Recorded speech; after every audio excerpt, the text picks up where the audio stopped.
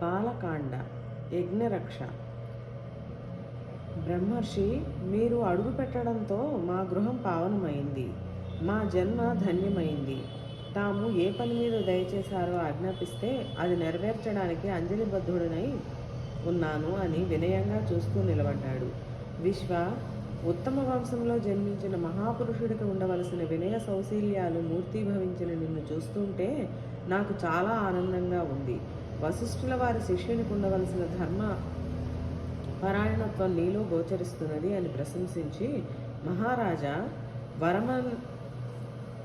పరమనిష్టతో నేను ఒక యజ్ఞం తలపెట్టాను. మారీచ సుబాహులనే రాక్షసులు దానికి విఘ్నం కలిగిస్తున్నారు.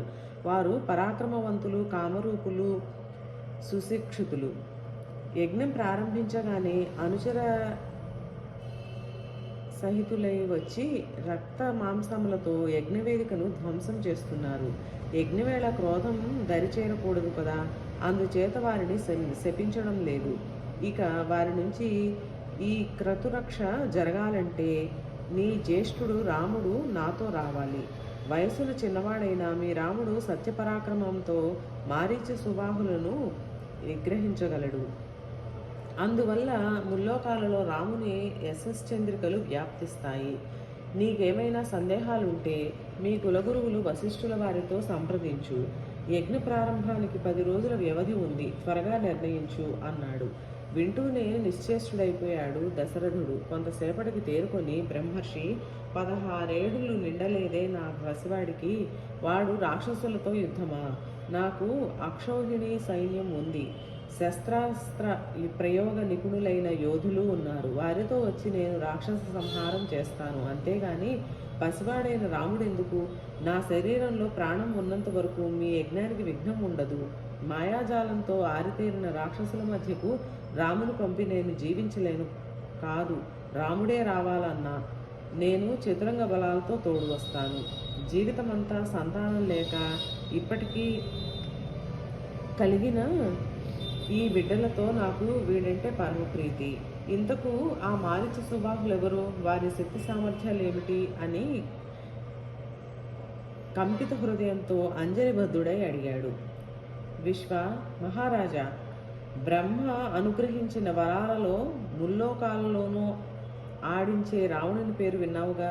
వాడు పౌలస్త్యుడు, కుబేరుని సోదరుడు. ఆ రావణుని బంధువులు వారి ఆజ్ఞానుసారం యజ్ఞ విధ్వంసన ప్రాణంగా ఉంటారు.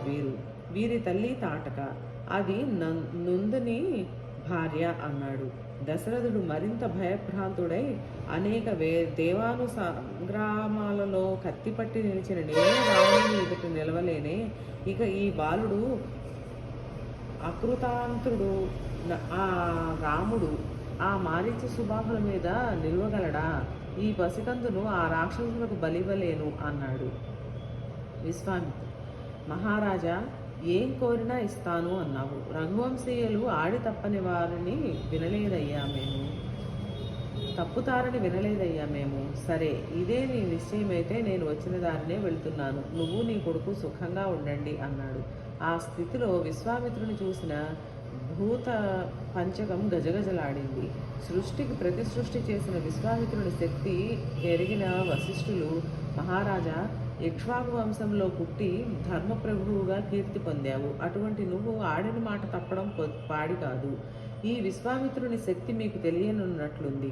రూపుదాల్చిన ధర్మమూర్తి, నిర్విక్ర పరాక్రముడు, మహాతపస్శాలి, దివ్యాస్త్రాలన్నీ అధీనంలో ఉన్నవాడు. కృశాస్వమహర్షి ప్రవచించిన జృంభకాధ్యస్త్రాలు ఈయన స్వాధీనంలో ఉన్నాయి. అవి రాక్షస సంహార సమర్థాలు. అందుచేత రామచంద్రుని ఆయనతో పంపడానికి సంకోచించనవసరం లేదు. అది నీ రాముడికి సర్వవిధాల శ్రేయోదాయకం అన్నాడు. కులగురువుల మాటలతో ధైర్యం చిక్కిన దశరథుడు రామలక్ష్మణులను సభాస్థలికి రప్పించాడు. వస్తూనే వారు తండ్రికి పాదాభివందనం చేశారు.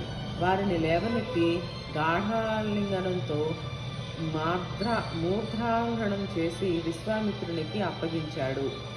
విశ్వామిత్రుడు బయలుదేరాడు. రామలక్ష్మణులు అనుసరిస్తున్నారు. సరయూ తీరం వెంట సాగుతున్న వారిని చూస్తే 3 పడగల కోడెనాగు పరుగు పరుగున సాగుతున్నట్లు ఉన్నది. ధనుష్పాణులు, ఖడ్గాలంకృత దేహులు, తేజో సౌందర్యధనులు రామలక్ష్మణులు వెనుక వస్తూ ఉంటే అశ్విని దేవతల ముందు సాగుతున్న ప్రజాపతిలా ఉన్నాడు విశ్వామిత్రుడు. అలా అర్ధయోజన దూరం నడిచే వరకు వెనుదిరిగి చూడలేదు విశ్వామిత్రుడు. అక్కడ ఆగి వెనుదిరిగి వాత్సల్య మధుర స్వరంతో, రామ, కాలాతిక్రమం తప్పకుండా ఈ పవిత్ర సరయూ జలాలలో ఆచమనం చేసి నిలబడు.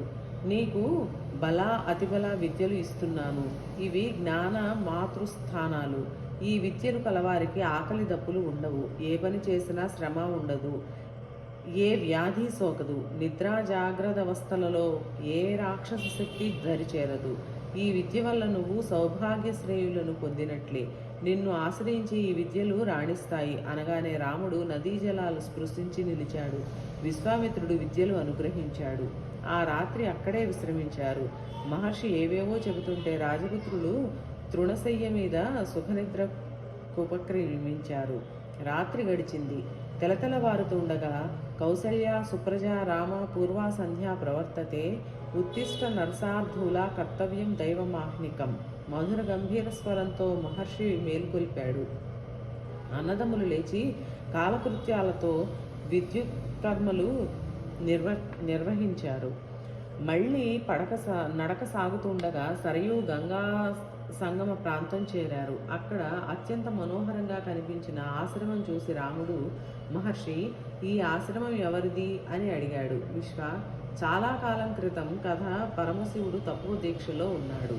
ఆయన మనస్సును చెలింపచేయడానికి మన్మధుడు ప్రయత్నించి ఆ శివక్రోధాగ్నికి భస్మమై ఇక్కడ పడ్డాడు. అది మొదలుగా వాడు అనంగుడయ్యాడు. ఇది అంగదేశమే. ఈ ఆశ్రమం కామాశ్రమం అయింది అన్నాడు. కామాశ్రమ వాసులు విశ్వామిత్రుని చూస్తూనే ఎదురు వచ్చి ఆయనకు రామలక్ష్మణులకు అతిథి పూజ చేశారు.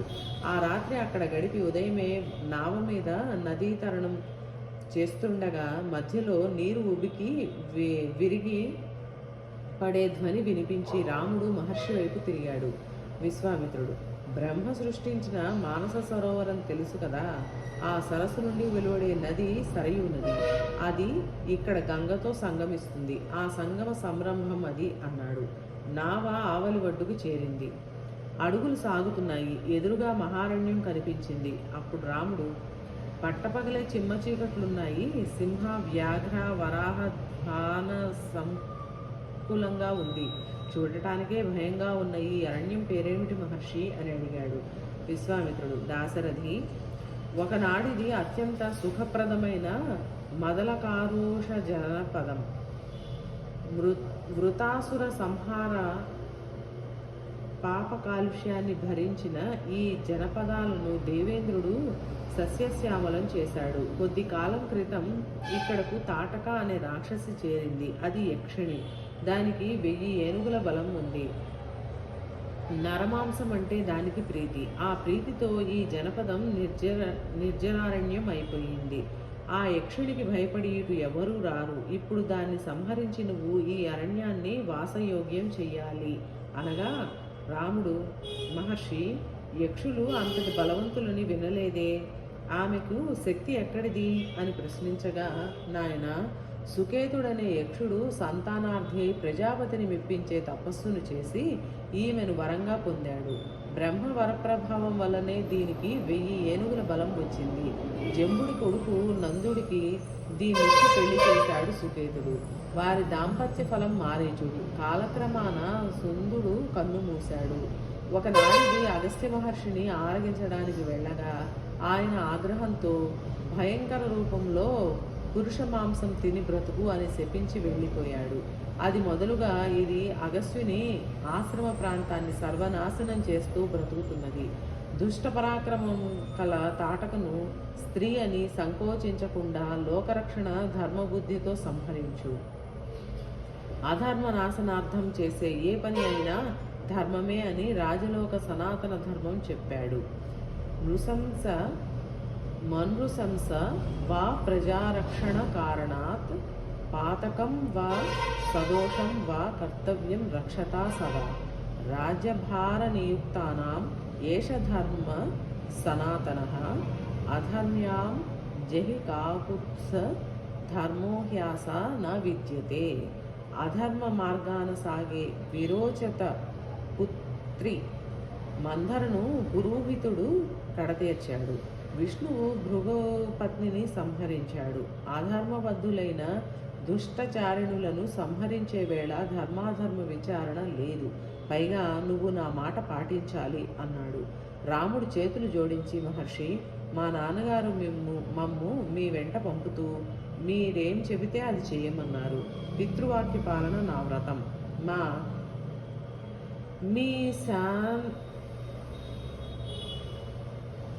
మీ శాసనానుసారం విద్యాంసులైన విప్రుల, సాధువులైన గోవుల, సర్వప్రజల రక్షణ కోసం ఆ రాక్షసుని వధిస్తాను అని ధనుష్టంకారం చేశాడు.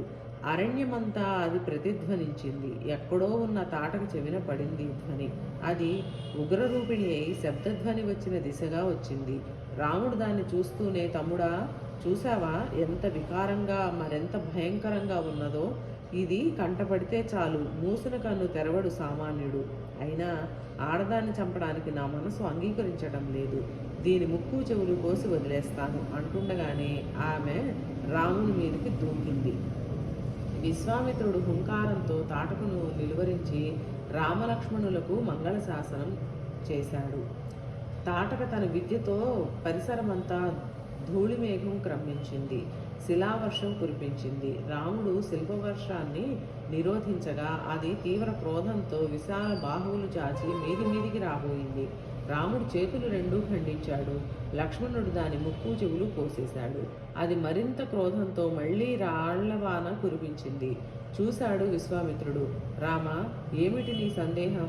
ఈ దుష్టురాల్ని త్వరగా సంహరించు. సంధ్యా సమయం సమీపిస్తున్నది. అప్పుడు దీని బలం మరీ పెరుగుతుంది. సంకోచించకు అనడంతో రాముడు శబ్దవేదిత తాటక మాయాజాలాన్ని ఛేదించి ఒకే ఒక్క నిశిత శరంతో దాని గుండె చిన్నాభిన్నం చేశాడు. అది మహావృక్షంలా నేలకూలింది. విశ్వామిత్రుడు రాముని దగ్గరగా తీసుకొని మూర్ధాఘ్రాణం చేశాడు.